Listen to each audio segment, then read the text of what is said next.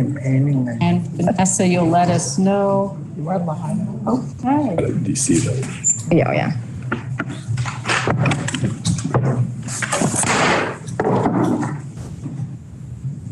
So at this time, I will ask that you join me in a moment of silence.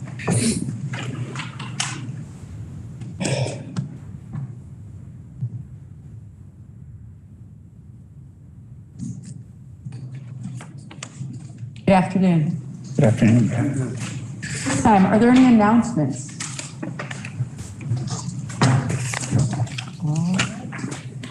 We have House bills for reference. H 759, an act relating to capital construction and state bonding budget adjustment. Introduced by committee bill? Introduced by the Committee on Corrections and Institutions. Was introduced on March 22nd. Passed the House of Representatives on March 25th. Please listen to the first reading of the bill. H 739, an act relating to capital construction and state bonding budget adjustment. The bill has been read the first time and is referred to the Committee on Institutions. Now we go to the orders of the day. We will now be taking up unfinished business of March 17th, 2022, which is the governor's veto of H361. On February 28th, 2022, the Honorable Philip B. Scott, Governor, vetoed H361, an act relating to approval of amendments to the charter of the town of Brattleboro, and returned it to the Senate. It submitted a message explaining his objections to the bill. A copy of the veto message is contained in today's calendar on page 2300, and a copy of the bill as passed by the Senate and House is on page 3202 of today's calendar. The authority of the governor to veto a bill passed by both houses of the General Assembly is found in section 11 of chapter 2 of the Constitution of the State of Vermont. By reason of the wording of section 11 of chapter 2 of the Constitution of the State of Vermont, the Senate is obligated to reconsider the bill. The question that you will be voting on is as follows. Will the bill pass, notwithstanding the governor's refusal to approve the bill? A yea vote is a vote to override the governor's veto. A nay vote is to sustain the governor's veto. As required by the Constitution, the vote will be by roll call. 2/3 of the members who are present must pass the bill over the objections of the governor. Otherwise, the veto of the governor will be sustained. In the event that 2/3 of the members present do vote to pass the bill, it will then be transmitted to the House together with the governor's objections for consideration by that body. In the event that the governor's veto is sustained by the Senate, then the House will not have to consider it. The question before the Senate is debatable. Upon conclusion of the debate, the secretary shall call the roll. The question is, shall the bill pass, notwithstanding the governor's refusal to approve the bill? Are you ready for the question? The secretary shall call the roll.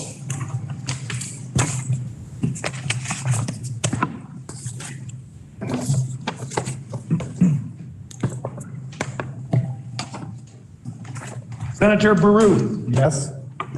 Senator Benning. No. Senator Bray. Yes. Senator Brock. No. Senator Campion. Yes. Senator Chittenden. No. Senator Clarkson. Yes. Senator Collmore. No. Senator Cummings. Yes. Senator Hardy. Yes. Senator Hooker. Yes.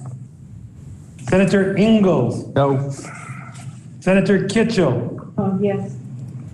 Senator Lyons. Yes. Senator McDonald. No. Senator Mazza. No. Senator McCormack. No. Senator Nitzka. No. Senator Parent. Senator Pearson. Yes. Senator Perschlick. Yes. Senator Polina. Yes. Senator Ram Hinsdale. Yes. Senator Sears. Senator Sirotkin. Yes. Senator Starr. No. Senator Terenzini. No. Senator Westman. No. Senator White. Yes, with explanation, please. Senator Sears.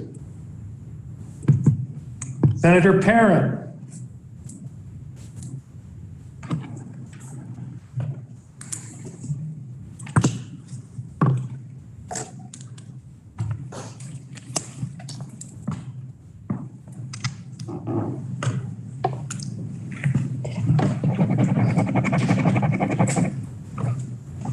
Please listen to the results of your vote. The yeas, oh, I apologize. We usually announce first. We announce first. You're kind. Please listen to the results of your vote. The yeas 15, the nays 12. We have not overridden the governor's veto. The senator from Wyndham is recognized. Madam President, I voted yes, but understand that there have been some concerns raised that have not been addressed. The issues concern the ability of those under 18 to sign contracts. State law says that only those over 18 can sign a contract. Signing contracts is a responsibility of a select board member. I will work with the town of Brattleboro over the next year to address this issue. Thank you. Thank you, Senator. At this time, we will take up S 286, an act relating to amending various public pension and other post-employment benefits.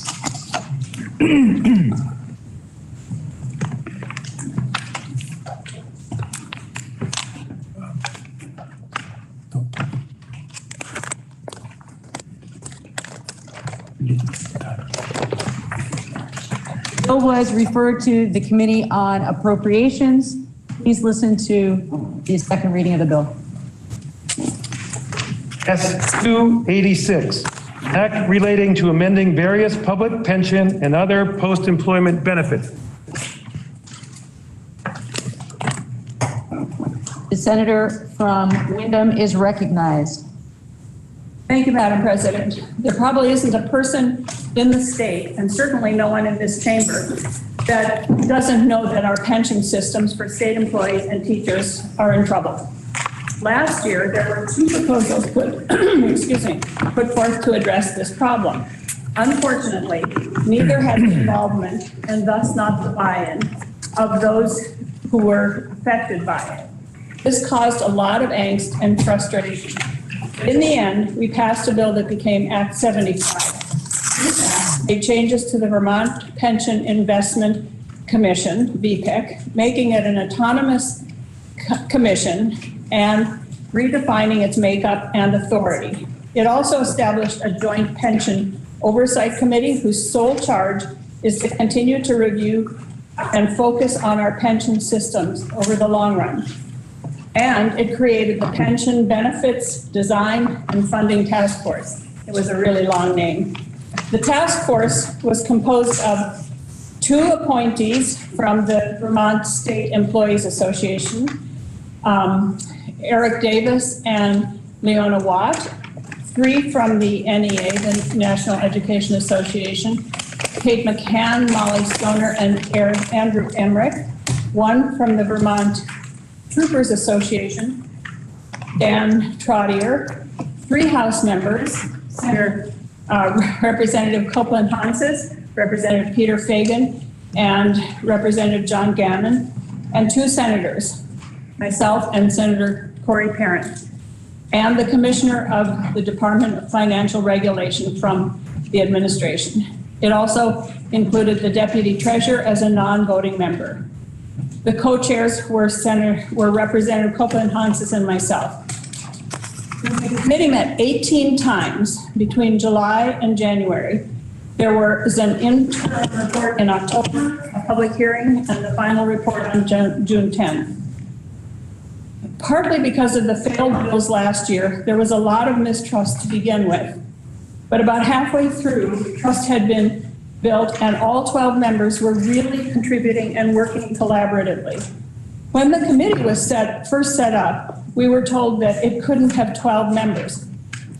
We needed an odd number in case there was a tie. The response of the Government Operations Committee at the time, where the bill was created, was that if we had to break a tie, the task force had not done its duty and had failed. The outcome needed to be something that had the support of everyone. And in the end, the recommendations were accepted on a vote of 12-0. The final report was issued on January 10th, and you can find it on the task force's webpage. It contains everything you ever wanted to know about pensions and probably some stuff that you didn't want to know. It lists the membership, the agendas, and links to the testimony and documents for each of the 18 meetings, recent changes to the pension system going back to 2005, the scope of the problem, including causes of significant growth in the liabilities, and every chart you could ever want, and the recommendations. I will remind us that we have 3 pension systems, VSERS, or VMERS, which is the municipal system, VSTERS for the teachers, and VSERS for the state employees. And I'm not going to use those terms. I'm just going to refer to them as the state employees in the teachers system. The municipal system is in good shape, and we did not address it. Not to go into the weeds too much, I will give you a few highlights of where we are and how we got here. The employer costs are comprised of 2 components, the normal costs and an amortization payment. The normal cost is typically expressed as a percentage of pay that, if contributed every year over the course of an active member's employment, is expected to be sufficient to fund the future retirement benefits. The unfunded liability is the shortfall between the costs of future benefits owed to the active and retired members and the assets available to pay for them. The ADEC, the actuarially determined, that is a tongue twister, I have to say, determined employer benefit, what the state must pay each year, is calculated to bring the pension systems to full funding by the end of the amortization period. For us, that is 2038. So why were our 2 systems in trouble? There are 3 major reasons. Legacy underfunding. The state underfunded the teacher system in all but 4 years from 1979 to 2006. That is not responsible for the significant liabilities, however. It did add cost to the ADEC and lost investment opportunities. This combined with the practice of paying OPEB, which is the other post-employment benefits, meaning health care, from the pension fund assets contributed to the unfunded liability for the teacher system. The state employee system experienced some of the same problems, but not to the great extent the teacher system did. One of the second reasons we are here is the Great Recession. The dramatic downturn in 2008 and 9 created a hole in each pension fund that remains unfilled as of the end of FY 2021. And then the other major issue that contributed to the underfunded liability is changes to the assumed rate of return and other assumptions. Both systems adopted rates of return that proved over time to be higher than the actual outcomes and have subsequently required adjustment to reflect changing economic expectations. A contributor also was the practice of paying retired teachers' health benefits paid from the pension fund itself until 2015. After 2015, we have simply paid the health bill when it comes to we get a bill for the health care benefits from the teachers and we pay it. Another major contributor was the demographic and experience factors. These include economic factors such as inflation, salary increases, payroll growth, COLA, and importantly, demographic factors, mortality rates, the retirement rates, membership, termination and turnover, and disability. These demographic factors have continued to grow. So how did we reach the particular recommendations?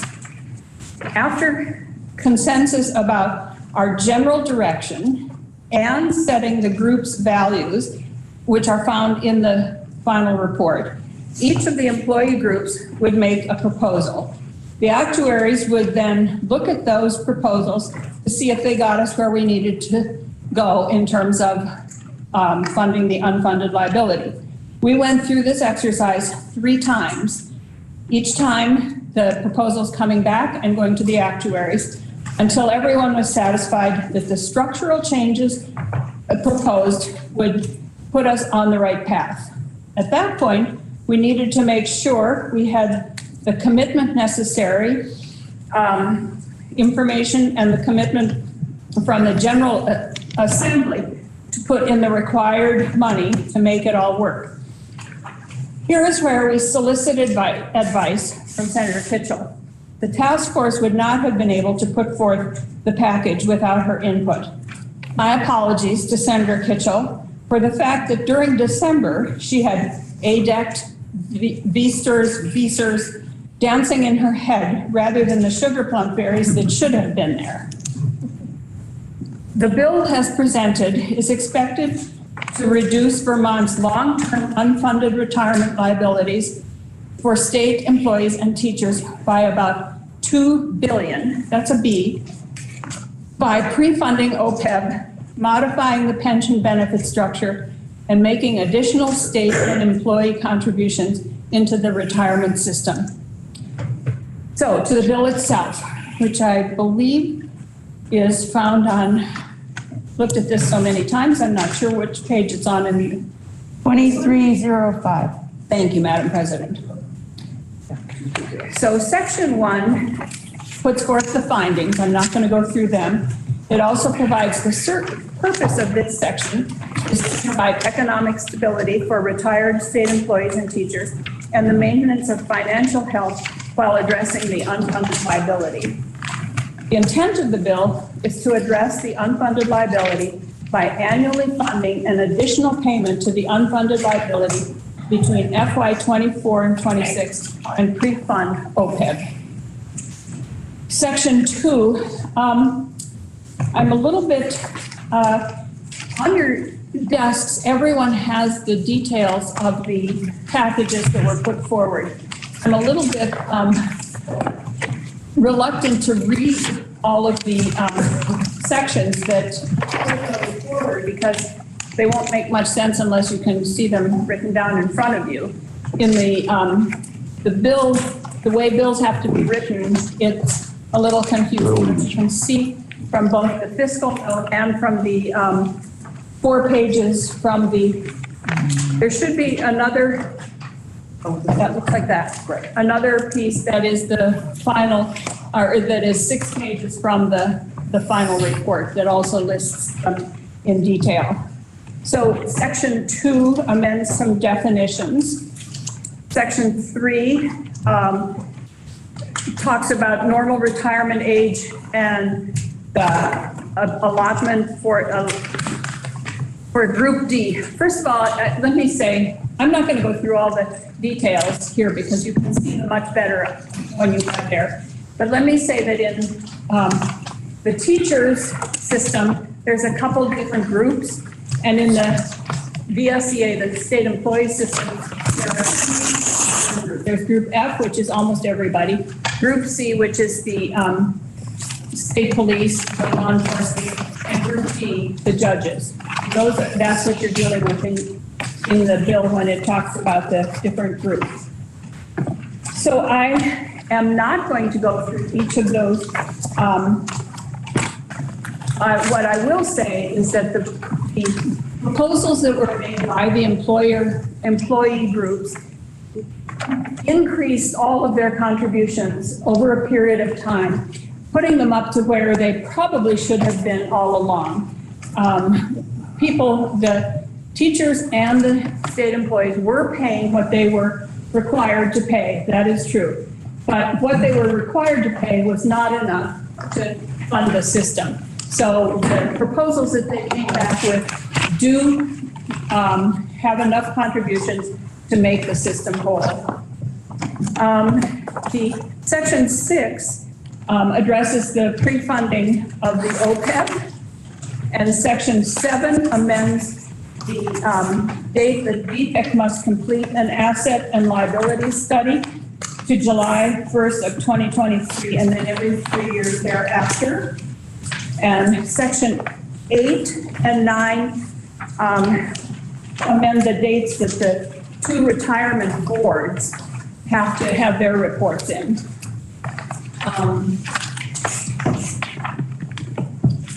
I'm going to skip to Section 16, and that is where we will have Senator Kitchell lead us through the appropriations, and Section 17. Section 18 is the effective date.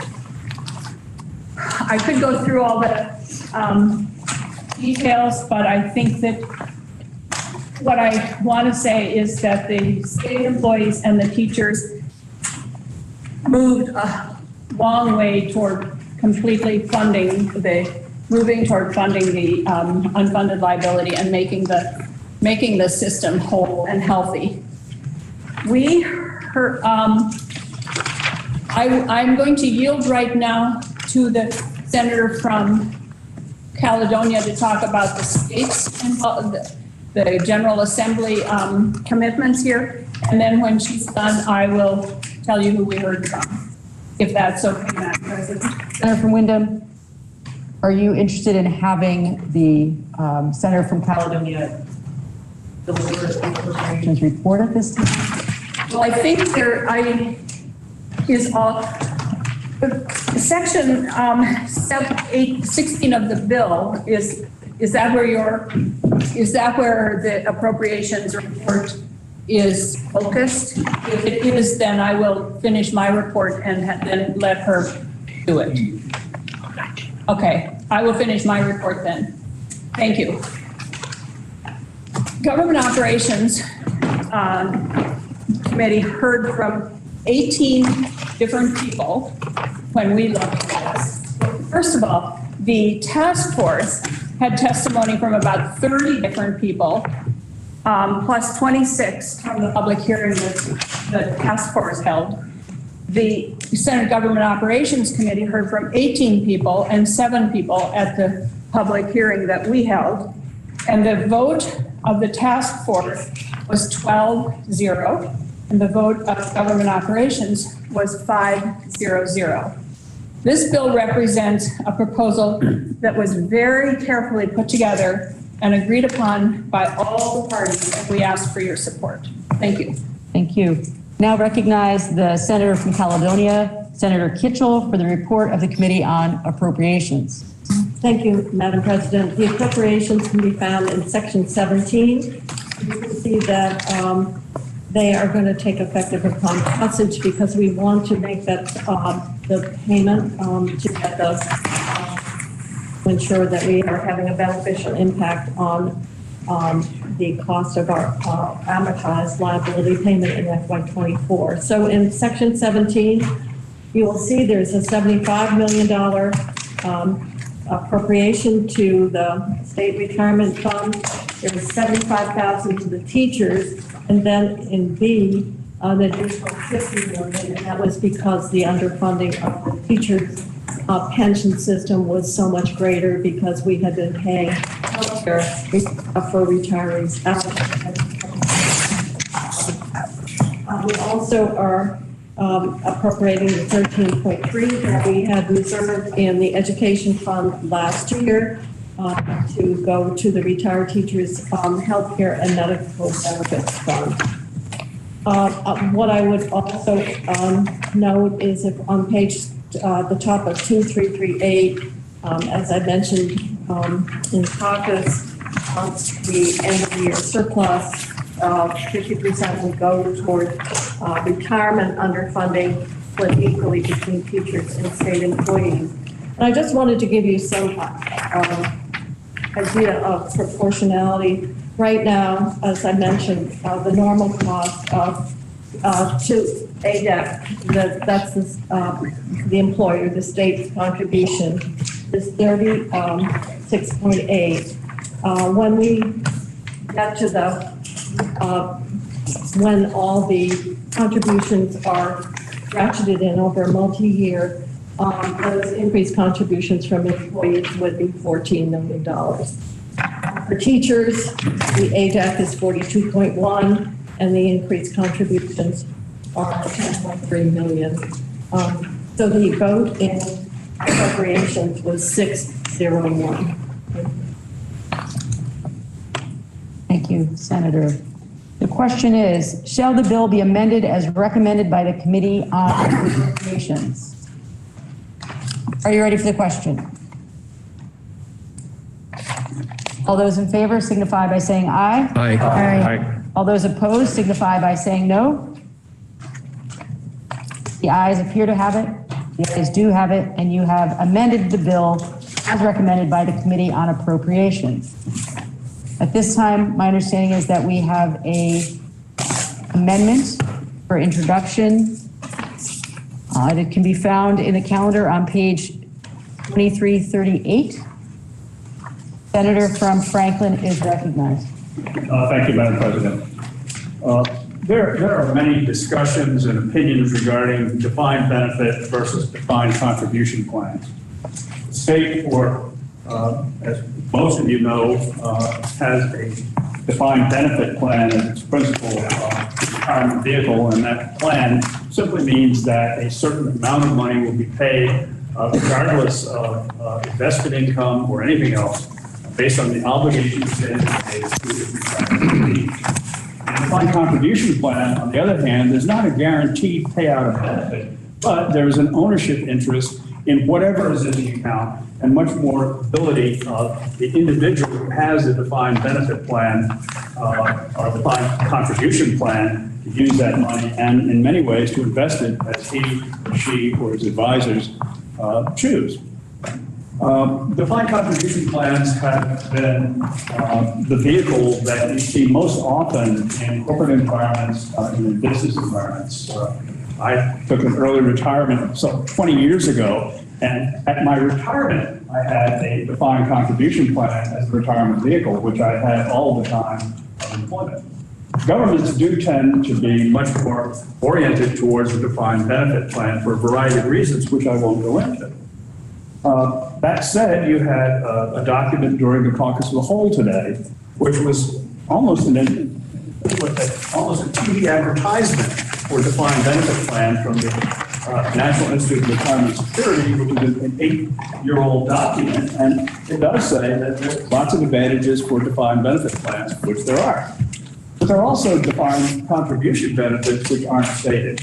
And this amendment is very, very narrow. It is not suggesting that Vermont move to a defined contribution plan for all employees by any means.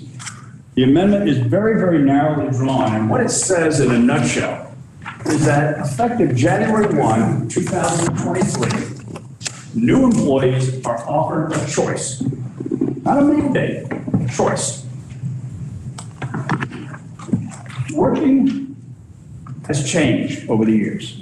There was a point in time, and this was certainly at the time that many defined benefit plans were established, in which people joined a company or they joined the government and they expected to spend their lives there.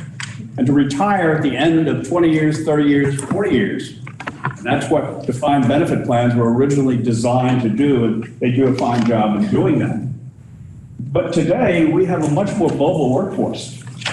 People don't expect to stay at the same company or the same governmental office, typically for the next 20 or 30 years. And also, so many people, particularly younger people, want to have a choice to be able to decide how they do their retirement planning. And defined contribution plans are one way to do that. And there are many protections that can be offered in defined contribution plan that limits the risk to the employee. Defined contribution plans are also often beneficial for employers because they don't get us in the situation that we're in now. I remember as state auditor in 2005 and 2006, talking with David Coates, among others, about the risks of our current defined benefit plan, and I'm glad to see that after 16 years, we finally addressed it. Governments tend to move pretty slowly at fixing things, as you know. The defined contribution plan, though, is the ability of the employee to make the decision on entering employment as to what kind of retirement plan he or she wants. And that's all this does. It doesn't apply to anyone currently working. We do have a defined contribution plan for certain classes of employees, but not for our classified employees typically. All this says is that someone coming on board after January 1, 2023 can make his or her own decision as to whether they want to participate in a defined contribution plan or a defined benefit plan. That's it in a nutshell, and I hope that the body will take that into account and consider this amendment. Thank you. Senator from Wyndham is recognized. Thank you, Madam President. As the senator from Franklin said, there are many opinions on DC and DB plans. Since I've been here, there have been at least 2 summer study committees that I've taken part in that have looked at this issue, just this issue. And those studies both rejected going to a DC plan, defined contribution plan. The task force this summer spent a lot of time talking about whether we wanted to go to a defined contribution plan to allow for new employees to enter it. The decision was that this would not be part of this bill. This bill focused on what we need to do right now, and we did not talk about new hires. The decision of the task force, the entire task force, all 12 of us, was that this is a topic that could be addressed by the Joint Pension System Oversight Committee. I think I got the name right. And it is a subject that they can address in the future. So as both the chair of Senate Government Operations and the co-chair of the Pension Task Force, I would ask that we defeat this amendment. The question is, shall the bill be amended as recommended by the senator from Franklin? Are you ready for the question? If so, all those in favor signify by saying aye. Aye. All those opposed signify by saying no. No. The noes appear to have it. The noes do have it. And you have rejected the amendment from the senator from Franklin. Now the question is, shall the bill be read a third time? Roll call, please. The senator from Wyndham has requested a roll call.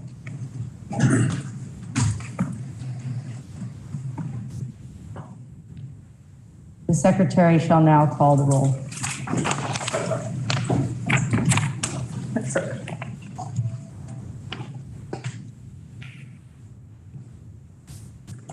Senator Baruch.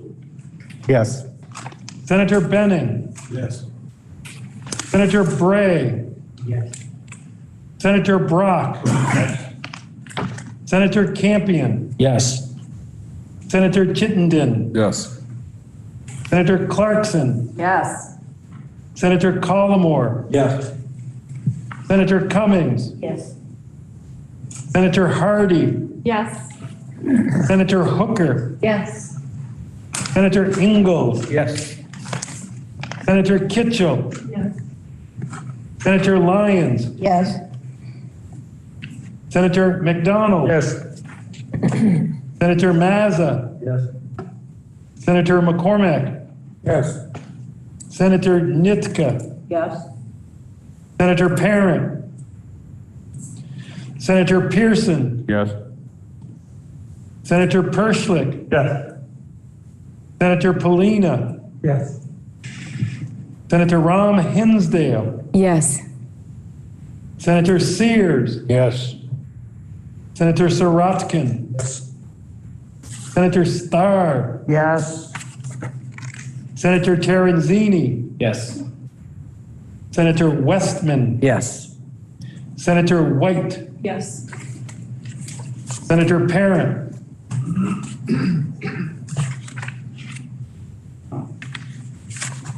Please listen to the results of your vote. The yeas, 28, the nays, 0, and you have passed, you have ordered third reading of S-286. At this time, Senators, I'm going to ask us to take up S-204, the third readings first. Those, we got held up yesterday. I'd like to get those off the calendar, and then we'll go back and deal with as many bills as we can, and then come up against 2 o'clock. We're trying to afternoon committees their time today. So Did you want to start with one, which is the third reading, 2, or did you want 2? Whichever you want. oh yeah, let's do 204. Okay. So we have on the calendar for third reading S-204.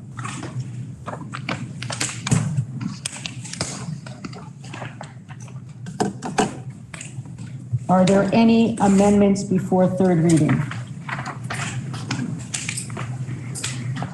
Please listen to the third reading of the bill. S-204, an act relating to licensure of freestanding birth centers. The question is, shall the bill pass? All those in favor signify by saying aye. Aye. All those opposed signify by saying no. The ayes appear to have it. The ayes do have it, and you have passed S-204. We now have for action S-226. Are there any amendments before third reading? The senator from Washington is recognized. Senator Perchlik. Yes, thank you, Madam President. You have an amendment you'll find on page 2341. There's 2 instances of this amendment. The first is striking the word climate sensitive and replacing it with that reduced greenhouse gas emissions. This is a qualifier for the smart growth development that is a goal of this partnership that is created in this section 9. The second instance of this amendment is in section 11. This is a municipal grant program to encourage towns to rewrite their bylaws, to update their bylaws. And what my amendment would do would just require there's already 9 things that they're required to do if they get this grant from the state. It adds a 10th requirement. While they're going through the bylaw rewriting process, that they also look at their municipal energy plan. The body passed Act 174 a few years ago that really emphasized town energy plans. We put money into supporting them to write the energy plans. And there are times that they conflict with bylaws. This comes up sometimes in PUC proceedings where one side points to the bylaws, one side points to the energy plans. So I just thought it was a good idea if we're going to give them money to update their bylaws, we just would want them to look at their energy plans at the same time. I appreciate the Economic Development Committee time they gave these amendments due consideration, and you'll hear from them. But before that, I wondered if I could move that we divide the question into the 2 parts of the amendment. Just questions will be divided. The questions will be divided.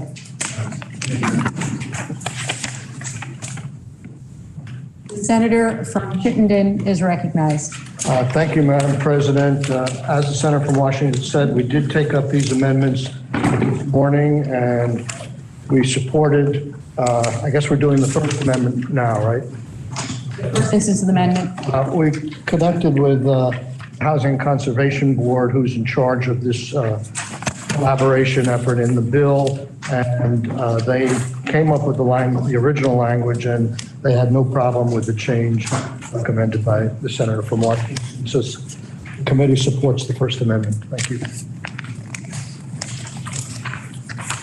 Senator, the question is, shall the bill be amended as recommended by the senator from Washington in the first instance of amendment? All those in favor signify by saying aye. Aye. All those opposed signify by saying no. The ayes have it, and you have amended the bill as recommended by the senator from Washington in the first instance of amendment. The question now is, shall the bill be amended as recommended by the senator from Washington in the second instance of amendment? The senator from Chittenden is recognized. Thank you, Madam President. Our committee came up with a different result on the Second Amendment. We voted 4-0 to oppose this amendment. We did have Chris Cochran, who you remember was the person I singled out yesterday as being instrumental in drafting and working with stakeholders on this bill. These are the 9 factors that existing laws, the 9 factors that go into the bylaw modernization grants. The program has been operational for a year. Under those 9 factors, they all deal with housing per se. This does not necessarily deal with housing, this last one. Plus, Chris Cochran, we had him in this morning, and he said he has no idea how the stakeholders he worked with would respond to this change. He had not had an opportunity to work with them. He committed to working on this language as the bill moves forward, but did not feel it was a good idea to pass it at this point. And as I said, the committee voted 4-0 to reject the amendment. The question is, shall the bill be amended as recommended by the senator from Washington in the second instance of amendment? Are you ready for the question? The senator from Chittenden is recognized. Thank you, Madam President. Really quickly, I must say I'm glad to co-sponsor this amendment. Senators will recall that years ago there were contentious discussions about particularly renewable energy siting, project siting. And it was several years of discussion and frictious all the way along. In the end, the legislature, the General Assembly decided to push the obligation to answer that question to local communities, funding grants to towns and through RPCs in particular to facilitate local decision-making, mapping, and generally trusting the local process, figure out the siting solutions. Here we have, though we've heard the outcome there, and we forced them to do this, sometimes in conflict with local zoning and bylaws. Here we have a great opportunity to bring them into concert, and I hope we will stick with this amendment. The question is, shall the bill be amended as recommended by the senator from Washington in the second instance of amendment? Are you ready for the question? All those in favor signify by saying aye. Aye. Aye. All those opposed signify by saying no. No. The noes appear to have it. The noes do have it, and you have defeated the amendment recommended by the senator from Washington in the second instance of amendment. The question is, are there any other amendments before third reading?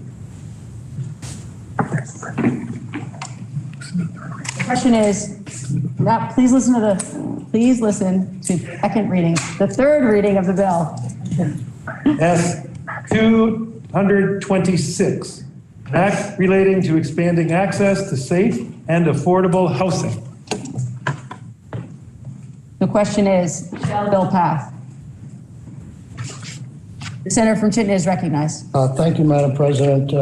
Before we voted on second reading yesterday, the senator from Windsor raised a question about hookups to public water systems by wells. And No sooner had I reached my afternoon committee that I had a memo waiting on my desk from Mike O'Grady, and I'll just briefly read it.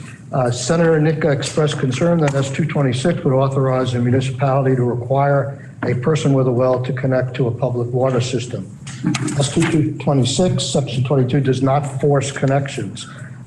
Section 22 is intended to eliminate duplicative permitting of connections to public water systems or wastewater systems when such connections are needed. Currently, under its potable water supply and wastewater rules, A&R requires a building connecting to a public water system or wastewater system to obtain an A&R permit. However, municipalities with public water systems and wastewater systems also must approve the connection to ensure that there is capacity in the water system or wastewater system for the new connected building. This duplicative permitting delays construction, increases costs without any real benefit. And he just goes on to say and highlights that S-226 does not force anyone with a well to connect to a public water system. It is discretionary authority a municipality can exercise to eliminate duplicative permitting of wastewater and public water connections when those connections are needed. Thank you. The question is, shall the bill pass? Madam President, I appreciate. Senator from Windsor is recognized. Madam President, I appreciate the senator's response. I do want to make it clear that basically my position was moot because under municipal laws, I understand it. And if the town requires it, even though you might want to drill your own well, you still have to pay to hook on to the town. The costs are spread equally over the people. So maybe you can drill your own well and somehow pipe it in, but you're going to pay anyway for the municipal one. The question is, shall the bill pass? Roll call. The senator from Bennington has requested a roll call.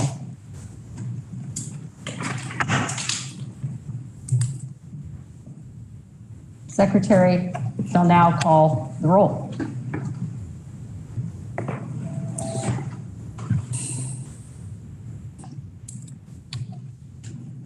Senator Baruth. Yes. Senator Benning. Yes. Senator Bray. Yes. Senator Brock. Yes. Senator Campion. Yes. Senator Chittenden. Yes. Senator Clarkson. Yes. Senator Collmore. Yes. Senator Cummings. Yes. Senator Hardy. Yes. Senator Hooker. Yes. Senator Ingalls. Yes. Senator Kitchell. Senator Lyons. Yes. Senator McDonald. Yes. Senator Mazza. Yes. Senator McCormick. Yes. Senator Nitka. Yes. Senator Parent. Senator Pearson. Yes. Senator Perschlick. Yes. Senator Polina. Yes. Senator Rom Hinsdale. Yes. Senator Sears. Yes. Senator Sorotkin. Yes. Senator Starr. Yes. Senator Terenzini. Yes. Senator Westman. Yes. Senator White. Yes. Senator Parent.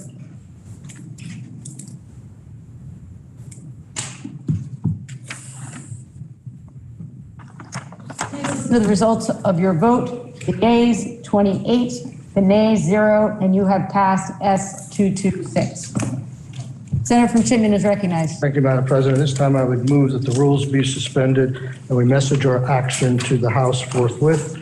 And by way of explanation, I'd just like to say that this bill has been delayed for some sensitive negotiations, and the minority leader offered this as a potential solution to overcome some of the delay. So I move that the bill be messaged to the House forthwith. The senator from Chittenden has requested that the rules be suspended and that we message our actions on S-226 to the House forthwith. Are you ready for the question? All those in favor signify by saying aye. Aye. Those opposed signify by saying no. The ayes appear to have it. The ayes do have it. And you have suspended the rules, message our action to the to the House forthwith. That's a third reading. We now have on the calendar for action 181, act relating to the unauthorized miscellaneous regulatory authority of municipal governments. My understanding is that there is an amendment from the Senator from Windsor, Senator Clarkson, and others. The Senator from Windsor is recognized. Thank you, Madam President. And yes, today the amendment is in your calendar on page 2340. We have three instances of amendment. The last one is simply a deletion of a duplicative section. So that, the first one, again, my district mate, Senator Nitka, raised the concern that if a select board decides to reduce the number of people on a body, that it be done, that there was no mechanism. How would they choose who would go, who would stay? So we have, in the first instance of amendment, we add the sentence, the legislative body shall use a lottery system to determine the members that remain in office. And for those of you, I can anticipate it already, who want to know what a lottery system is, it's a system of deciding who will get something by choosing people's names by chance. So pulling straws or having names in a hat are systems, are lottery systems. The second instance of amendment, in this amendment, the Senate Government Operations Committee decided to extend, on the recommendation of one of the senators from Chittenden County, the same opportunity for towns to expand or reduce the number of members, remember that ranges 3 to 9 members, to the planning commissions as to the DRBs and the zoning boards of adjustments, which we do in section 8. Planning commissions are a bit different, which is I think maybe why we didn't include them initially, is they can be elected or appointed. So if appointed, a select board can expand or reduce, as we have previously discussed. But if elected, the voters have to vote the change. So in either case, when determining who gets to stay, it is determined by a lottery system. Those are the three amendments that are your made, and we voted on those 5. Thank you, Madam President. Thank you. The question is, shall the bill be amended as recommended by the Senator from Windsor, Senator Clarkson, and others? The Senator from Caledonia is recognized. Thank you, Madam President. May I inquire of the presenter? You may. Madam President, in reading that language, I don't have the original bill in front of me, but let's hypothetically say that a select board is going from 5 to 3 members, and 2 of them have already decided they are not going to be on the next board. They nevertheless have to conduct a lottery? Madam President, this does not pertain to the select boards. This strictly addresses design review boards, zoning boards of adjustment, and now planning commissions. So, Madam President, I'll ask the question to accommodate that fact. Does the given board going from 5 to 3 nevertheless have to conduct a lottery, even though 2 of their members have decided not to carry on? No, they do not. Thank you, Madam President. Question is, shall the bill be amended as recommended by the Senator from Windsor, Senator Clarkson, and others? The Senator from Windsor. Thank you, Madam President. Might I inquire? Okay. Madam President, I wonder if the proposer might tell us, does the amendment describe the actual proceedings of the lottery, or is there any kind, is it up to the select board to decide exactly how this is to be carried out? I believe they will choose which type of lottery system they would prefer. So you could do, they could decide to do rock, paper, scissors, or 1 strikes, 3 shoot, and you're out? If it's a lottery system, they can choose. Thank you, Madam President. I thank the Senator. I wonder if this really respects the dignity of a public office. I know there are times when something is decided by flipping a coin, but I think this is regrettable, and I think it begs for comment from the public, which I dread. Question is, the bill be amended as recommended by the senator from Windsor, Senator Clarkson, and others. Ready for the question? The senator from Wyndham.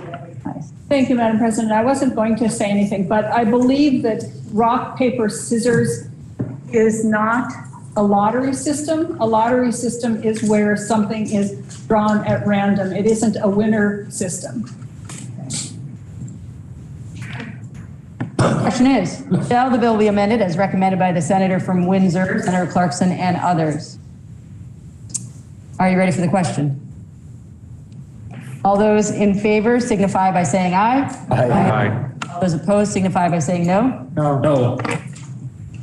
The ayes appear to have it. The ayes do have it, and you have amended the bill as recommended by the senator from Windsor, Senator Clarkson, and others. The question now is, shall the bill pass? Third reading. Listen to the third reading. Please listen to the third reading of the bill. S 181. Act relating to authorizing miscellaneous regulatory authority for municipal governments. Now that you've heard the third reading of the bill, the question is, shall the bill pass? Are you ready for the question? All those in favor signify by saying aye. Aye. All those opposed signify by saying no. The ayes have it, and you have passed S 181. Senators, I will offer my apologies to the senator from Rutland and the senator from Chittenden, who have both been prepared for days now to give their floor reports. I had said at the top of our time together today, I really want to get us out by 2 o'clock so afternoon committees can meet. So my apologies. I know you'll be ready when it's time. This completes the orders of the day. The senator from Grand Isle is recognized. Madam President, if any announcements, I move the Senate adjourn till tomorrow morning at 11:30, April 3rd. The senator from Grand Isle has moved that pending any announcements, the Senate stand in adjournment until tomorrow at 11:30. The senator from Wyndham is recognized. Thank you, Madam President. Government operations will meet in 10 minutes after the fall of the gavel. And if I may pose an opinion of mine here that this body is in session and we have certain decorum that we follow, and we are not out of session until the gavel comes down. Yesterday I noticed that when the Lieutenant Governor said the session is adjourned, before she put the gavel down, people were scattering all over. I think that is inappropriate and we should stay seated until the gavel comes down. Thank you. The senator from Bennington is recognized. Thank you, Madam President. Senate Education will meet at 2:15. Senator from Washington is recognized. Thank you, Madam President. Senate Finance will meet at 2:50. The senator from Caledonia is recognized. Madam President, Senate institutions will meet at the fall together. Are there any other announcements? The senator from Windsor is recognized. Thank you, Madam President. May I speak at a moment of a point of personal privilege, please? Okay. Thank you. I am speaking out of the orders of the day to honor my seatmate in terms of decorum. But I would like to rise to thank my chair of Senate Economic Development. I'm going to pull a Hardy.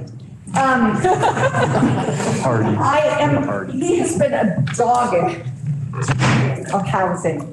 And I am so proud of this bill and so proud of him. So thank you. Hardy.